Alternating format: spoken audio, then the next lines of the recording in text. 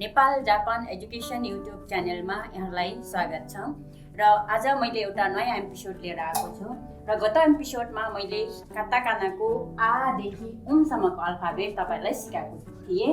यहाँ देख्न सक्नुहुन्छ आ इ उ ए ओ का कि कु के हो सा सि सु से सो ता चि चु ते तो ना नि नु ने नो हा हि हु हे हो मा मी मु मे मो या यु यो रा रि रु रे रो वा ओ अनि उम।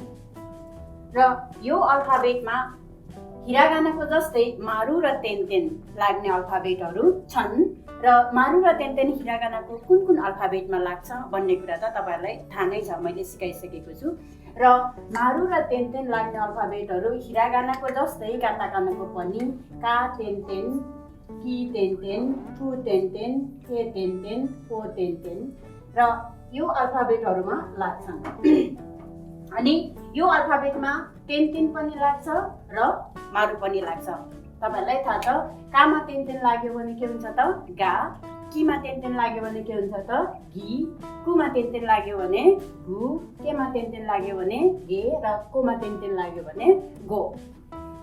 त्यस्तै जस्तो अब सामा तेन्तेन लाग्ने जा, जी, जु, जे, जो, दा, जी, जु, दे, दो र अब यसमा लाग्दैन। यसमा चाहिँ बा, बी, बु, बे, बो।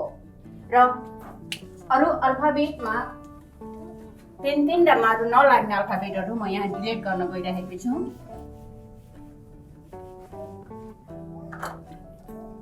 र यसमै फेरि के पनि लाग्छ त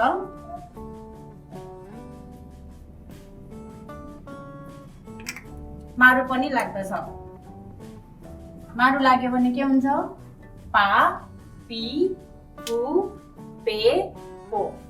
र यो अल्फाबेटको प्रोनाउन्सिएसनलाई तपाईहरुले बुझ्नु भएन भने फेरि रिभिजन गरेर हेर्न सक्नुहुनेछ। र यो अल्फाबेट मध्ये अझै तपाईहरुलाई एक्स्ट्रा अल्फाबेटहरू पनि मैले सिकाउन गइराखेको छु। त्यो भन्दा पहिला ह्यान्डराइटिङमा हाम्रो अल्फाबेट मान्छे अनुसार फरक फरक हुने गर्दछ भने टाइपिङमा तपाईहरुलाई अल्फाबेट मैले यो चाहिँ हिरागानाको आ देखि उमसम्मको अल्फाबेट हो। तपाईहरुले कतिपय बुकमा पनि देखिसक्नु भएको छ होला, मैले तपाईहरुलाई आज प्रिन्ट गरेर ल्याएको पनि छु। र यो हिरागानाको अल्फाबेट आ देखि उमसम्म हो भने यो चाहिँ काताकानाको अल्फाबेट आ देखि उमसम्म। र यो हिरागाना पनि काताकाना पनि 46 वटा अल्फाबेट छन्। तपाईहरुले गन्न सक्नुहुन्छ। प्रोनाउन्सिएसन एउटै हो, अल्फाबेट मात्रै डिफरेन्ट हो। मैले पहिलेदेखि भनिराखेको छु। र तेन्तेन र मारु पनि एकै, यो हिरागाना जुन अल्फाबेटमा लाग्छ काताकाना पनि त्यही अल्फाबेटमा लाग्ने गर्दछ। फरक के छ भने हिरागानामा नभएका प्रोनाउन्सिएसनहरू काताकानामा निकालेर लेख्न मिल्छ। त्यो काताकानामा प्रोनाउन्सिएसन कसरी निकालेर लेख्ने भन्ने बारेमा म आज तपाईहरुलाई एक फरक तरिकाको शब्दहरू सिकाउन गइरहेको छु। र हिरागानामा नभएका र काताकानामा बनाउन मिल्ने अल्फाबेटहरू, नेपालीमा म्याक्सिमम युज हुने अल्फाबेटहरू म तपाईहरुलाई लेखाउन गइरहेको छु। यो हो, यो कुन अल्फाबेट हो थाहा छ? यो ते हो है। तेमा आ इ उ ए ओ को इ लगायो भने के हुन्छ त टी। टी लेख्नु पर्यो भने टीआई। अनि यो हो तेमा तेन्तेन, अनि यसलाई इ गर्यो भने के हुन्छ त डी, डीआई। र तेमा उ लगायो भने के हुन्छ त टु, टी यु, टु। र देमा उ लगायो भने के हुन्छ त डु। हामीले म्याक्सिमम नेपाली नामहरुमा युज गर्ने अल्फाबेटहरू यो हुन् टी, डी, टु, डु, जुन हिरागानामा छैन, काताकानामा बनाउन मिल्दछ। यसमा भवेल साउन्ड इ र भवेल साउन्ड उ लगाएर बनाएका छौं। र अझै अल्फाबेटहरू छ यो फु, फुमा आइउको आ लगायो भने के हुन्छ त फा, फुमा इ लगायो भने फी, फु त हामीसँग आफैसँग छँदैछ र फुमा ए लगायो भने के हुन्छ त फे, फुमा ओ लगायो भने के हुन्छ त फो, फा, फी, फु, फे, फो। र यसमा मैले अल्फाबेट पनि लेखेको छु फी, फु, फे एन्ड फो। र यो अल्फाबेटमा तपाईहरुले हामी नेपालीहरूको नामहरू लेख्न सक्नुहुन्छ। जस्तै ती, ती ल क लेख्नु पर्यो भने ती जुन हिरागानामा छैन हैन। हामीले दिपा लेख्नु पर्यो भने दी युज गरिन्छ जुन हिरागानामा छैन। अनि तुलसी अथवा तुबाट आउने नामहरू थुप्रै छन्, त्यो लेख्दाखेरि यो अल्फाबेट युज गर्दछौँ। र जस्तै दुर्गा हैन, हामीमा धेरै आउने हो नि यो दु, त्यो दु लेख्दाखेरि पनि यो अल्फाबेट युज गर्दछौँ।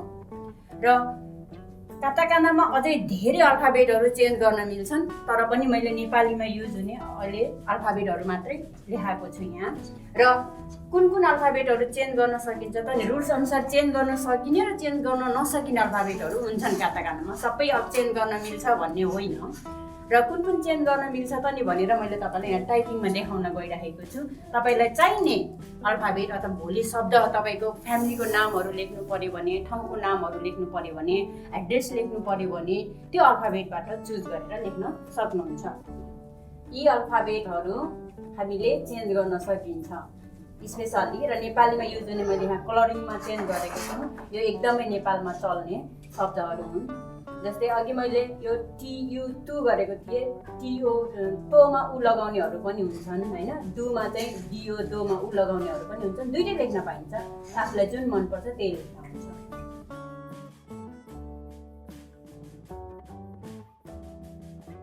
काताकानाबाट शब्द बनाउने तरिका अथवा काताकाना भनेको कहाँ युज हुन्छ भनेको थिएँ मैले, तपाईँलाई थाहा छ होला। काताकाना भनेको आगन्तुक वर्डहरू अथवा विदेशी मान्छेहरूको नामहरू, जुन खान्जी नचल्ने राष्ट्रका मान्छेहरूको नाम अथवा खान्जी नचल्ने राष्ट्रका ठाउँहरूको नाम, देशको नाम लेख्नु पर्दाखेरि खान्जी काताकाना युज हुन्छ भनेको थिएँ। र खान्जी नचल्ने देशहरूको नाम उनीहरूले 3 तरिकाबाट प्रोनाउन्सिएसन अथवा काताकानामा लेख्दछन्।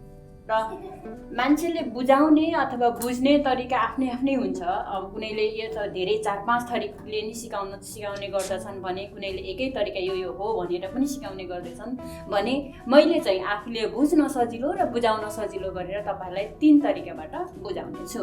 र नम्बर 1 मा जुन तपाईँहरू र हामीहरूलाई एकदमै सजिलो अल्फाबेट जुन जापानमा पनि छ र नेपालमा पनि छ अथवा जापानिज प्रोनाउन्सिएसनमा पनि छ, नेपाली प्रोनाउन्सिएसनमा पनि छ, त्यो शब्दहरूलाई हामीले के पनि गर्नु पर्दैन। अथवा अल्फाबेटलाई नर्मल्ली जुन प्रोनाउन्सिएसन हो त्यो प्रोनाउन्सिएसनको अल्फाबेटलाई ल्याएर राख्यो भने हुन्छ। जस्तै यहाँ देख्न सक्नुहुन्छ मिना, मिनाको तपाईँले मामीको मी, नानु नीको ना, मिना। अब मिना सान भनेर लेख्दाखेरि मिना सान, किनभने मैले सान किन लेखेँ थाहा छ? सान भनेको मान्छेको नामको अगाडि सान राख्यो भने जी हुन्छ भनेर भनेको थिएँ, सम्झिनु भएको छ होला। यो सान चाहिँ हिरागानामा हुन्छ। र अर्को छ रिना, हामीसँग री पनि छ, ना पनि छ। यो री ना, यस पनि हामीलाई केही गाह्रो भएन। सीता पनि हामीसँग सी छ, ता छ, सीता है। नामको पछाडि सान राख्न नबिर्सिनु होला, किनभने जापानमा नामको पछाडि सान राखेन भने असभ्य हुन्छ, राम्रो मानिँदैन। र यो टु अलिक गाह्रो छ, अलि राम्रोसँग हेर्नु होला, राम्रोसँग सुन्नु होला।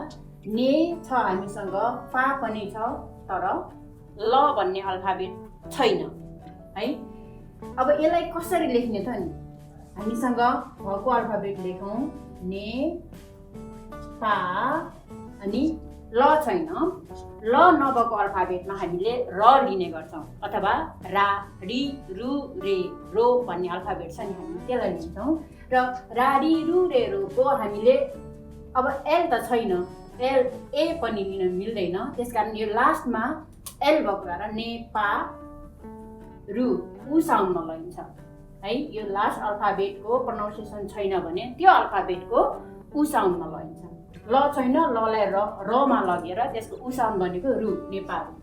र नेपारु गर्दाखेरि यहाँ लङ साउन्ड आउँछ, किनभने अलि लामो तरिकाले सुनिन्छ। नेपाल गरेर ल पा गर्दाखेरि अलिक बढी लामो पानिने भएको कारण तपाईँहरूलाई यहाँ लङ साउन्ड हुन्छ नेपारु। अर्को छ हामीसँग एकदमै युज हुने क, म, ल, यो पनि मान्छेको नाम हो, यो चाहिँ हाम्रो देशको नाम हो है, नेपारु भनेको नबिर्सिनु होला। र कमल भनेको मान्छेको नाम हो है, केटीको नाम पनि हुनसक्छ, केटाको नाम पनि हुनसक्छ कमल है। त्यस कारणले क, म, ल लाई हामीसँग का क छैन नि होइन, त्यसकारण का। म नभइकन के हुन्छ त मा। अब योलाई अघि मैले भने के हुन्छ त रु, का, मा, रु। अब के ए हामीले क भन्छौँ, जापानिज भाषामा का हुन्छ, एमए म भन्छौँ, जापानिज भाषामा मा हुन्छ, त्यसकारण का, मा, रु भनेर युज हुन्छ उनीहरूले। अब कमल नभनिकन कामारु भनेर भन्छन्। भने राम भन्ने रा पनि छ, म छैन, त्यो कन्डिसनमा के हुन्छ त रा अनि मलाई के लाग्यो त अघि मैले भने के थिएँ, जुन प्रोनाउन्सिएसन छ त्यसको उ साउन्डमा लैजाने है लास्ट अल्फाबेटको। जस्तै म छ भने अब कहाँ जान्छ त मु, रा म नभइकन के हुन्छ त रामु सान भनेर गइन्छ नै। अब थर्ड भनेको जुन हामीसँग बा छ, हा छ, दु अघि मैले सिकाएको अल्फाबेट छ है। अनि र यो हिरागानामा नभएको अल्फाबेट चाहिँ यो हिरागानामा छैन, काटाकानामा स्पेसल्ली बनाएको अल्फाबेट हो। त्यसकारण हामी बा, हा, दु, तेमा तेन दे, दु, रु, अथवा मैले के भनेको थिएँ तोमा तेन दो, उ, रु, बहादुर। अब लङ साउन्ड तान्नेहरू पनि हुन्छन्, सजिलो हुन्छ भनेर जापानिजहरूले स्पेसल्ली जापानिजहरूले बा, हा, दु, रु यसरी लङ साउन्ड लगाइन्छन् बहादुर। नेपालीहरूले बहादुर भनेर यो सजिलो तरिकाले लेख्छन्, जुन तरिकाले लेख्दा पनि फरक पर्दैन है, जापानिजहरूले बुझ्छन्। तपाईँहरूले जुन तरिकाले लेख्नु भए पनि उहाँहरूले बुझ्नुहुन्छ। र अर्को छ हामीसँग काठमाडौँ भनेको के हो त हाम्रो राजधानीको नाम हो। त्यसकारण अब यो का छ, सा, थ छैन, मा छ, छ अनि डु। अब यसरी लेखे पनि हुन्छ, यसरी लेखे पनि हुन्छ, तपाईँहरूको आफ्नो इच्छा है। र का थ छैन, त्यसकारण कातो मा दु। अब यो थ नभइकन के हुन्छ त थो, काठमाडौँ है। यो चाहिँ के भयो त ओ साउन्डमा भयो, यो सेकेन्ड अल्फाबेटमा लास्ट अल्फाबेटमा आएको भयो उ साउन्डमा जान्थ्यो भने यो मिडलमा आयो भने के हुन्छ त त्यसको ओ साउन्डमा गयो, त्यसकारण काठमाडौँ। अब नम्बर 1 तपाईँहरूको हिरागानामा भएका अल्फाबेटहरू जुन अल्फाबेट काटाकानामा पनि छन् त्यसलाई नर्मल्ली त्यहाँ ल्याएर पेस्ट गरियो। सेकेन्डमा भनेको लास्ट अल्फाबेट अथवा अल्फाबेट नभएका लास्ट अल्फाबेटहरूलाई त्यसको उ साउन्डमा लगियो। थर्ड भनेको तपाईँहरूको यो स्पेसल अल्फाबेट अथवा जुन हिरागानामा छैनन् काटाकानामा मात्रै हामीले स्पेसल अथवा त्यो अल्फाबेटलाई चेन्ज गरेर बनाइएको अल्फाबेट युज गरेर बनाइयो। र एउटा यहाँ बिचमा आयो भने नभएको अल्फाबेटलाई त्यसको ओ साउन्डमा लगेर चेन्ज गरियो। र कतिपय अल्फाबेटहरू अथवा कतिपय शब्दहरू जापानिजहरूले आफूले बुझ्ने अथवा आफ्नो प्रोनाउन्सिएसनसँग मिल्ने तरिकाले बनाउने गर्दछन्। र नेपालीमा पनि धेरै छन् यस्ता शब्दहरू, आगन्तुक शब्दहरू हामीले याद नगरेको मात्रै हो।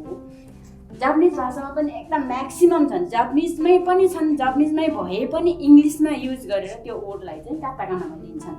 जस्तै मैले यहाँ धेरै अल्फाबेटहरू धेरै शब्दहरू यहाँ लिएको छु र त्यो मध्ये नेपारु, नेपारुजिन, पोकारा, काठमाडौँ, यो मैले यो हाम्रो जुन नेपालको र हामीलाई नेपालको वरिपरिको देशहरूको बारेमा हल्का शब्दहरू लिएको छु, हेर्न सक्नुहुन्छ। नेपाल, नेपालोजिन, Pokhara, Kathmandu, Indo, Thai, America, Brazil, Indonesia, Philippine, यो फी गरेर अघि मैले सिकाएको थिएँ निस्किन्छ होइन।